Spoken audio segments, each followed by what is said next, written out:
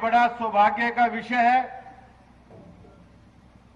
और मेरे को तो नामांकन के अवसर पर भी आने का, सीतामढ़ी में आने का अवसर प्राप्त हुआ था और उस दिन भी मैंने कहा था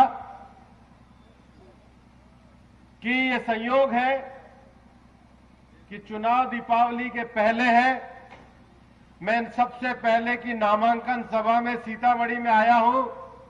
10 तारीख को परिणाम आएगा और 14 तारीख को जब दीपावली मनेगी तो हमारे लिए 2 खुशियां होगी। बिहार में एनडीए की सरकार बनेगी और अयोध्या में राम मंदिर का रास्ता भी नरेंद्र मोदी जी ने पास किया है, उसके लिए भी हम लोग उत्सव मनाएंगे। जो विवाद पूरे दुनिया में 400 साल से जो विवाद पड़ा हुआ था, उस विवाद को सुलझा करके देश को गौरव देने का काम ये प्रधानमंत्री नरेंद्र मोदी जी की सरकार ने किया है। और इतना ही नहीं, चाहे किसान की बात हो, गरीब की बात हो, और कल तो प्रधानमंत्री जी ने कहा भी है, कोरोना के संकट से हम दुनिया में जूझे हैं, लेकिन बिहार में छठ तक के राशन की व्यवस्था करके सब माताओं को, उनके चूल्हे को पूरा सुरक्षित करने का काम ये प्रधानमंत्री नरेंद्र मोदी जी ने किया है। हमारी लड़ाई किससे है? बिहार में हमारी लड़ाई किस ताकत के साथ है, जरा इसको आप समझ लो। हमारे सामने महागठबंधन है।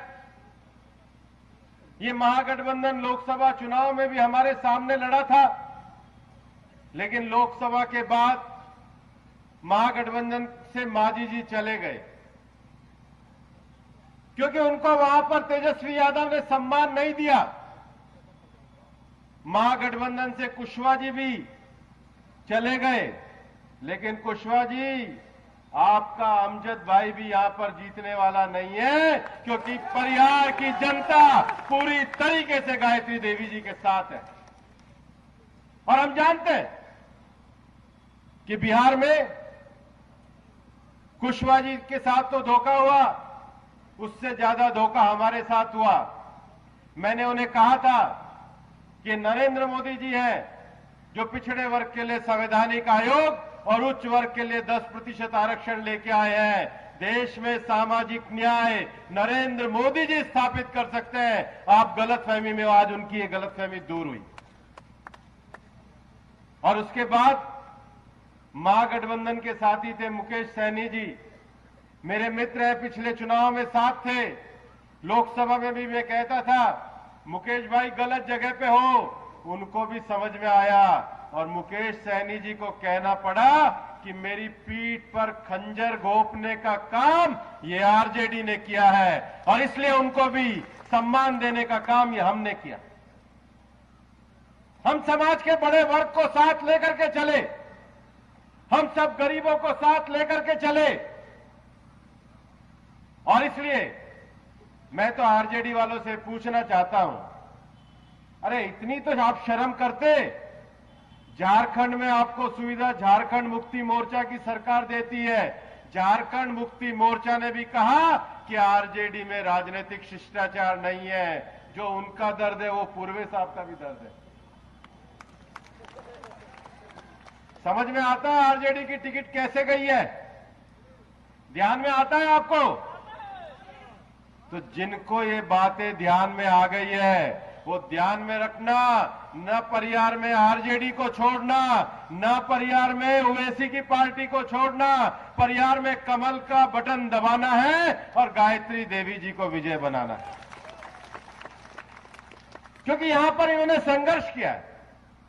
राम नरेश भाई को, आप लोगों का संघर्ष करते हुए हम सबको पता है कि सीतामढ़ी में हमारे कई राजनीतिक साथियों को सजा हुई। हमने लोगों के लिए, लोगों के जीवन के लिए यहां पर सीतामढ़ी के एक एक व्यक्ति के लिए संघर्ष किया है। ये ऐसे नहीं है कि सीधा दिल्ली से आ गए टैक्स विभाग से। इन्होंने किसी का टैक्स नहीं कलेक्ट किया है, अपनी सेवा को जनता के बीच में समर्पित किया है, तभी आपने इनको हमेशा अपना आशीर्वाद दिया है। और हमारा सौभाग्य है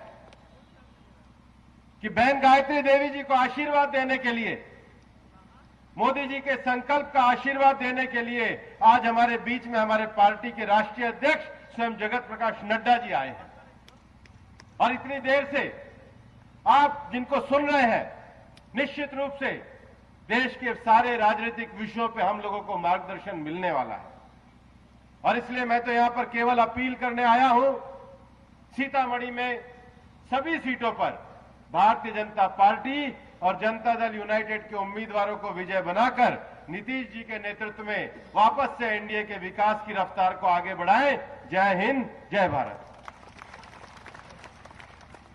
if you like this video ಬೇಗ ಲೈಕ್ ಮಾಡಿ, ಕಾಮೆಂಟ್ ಮಾಡಿ, ಶೇರ್ ಮಾಡಿ ಹಾಗೂ ಯೋಯೋ ಟಿವಿ ಕನ್ನಡವನ್ನು ಸಬ್ಸ್ಕ್ರೈಬ್ ಮಾಡಿ.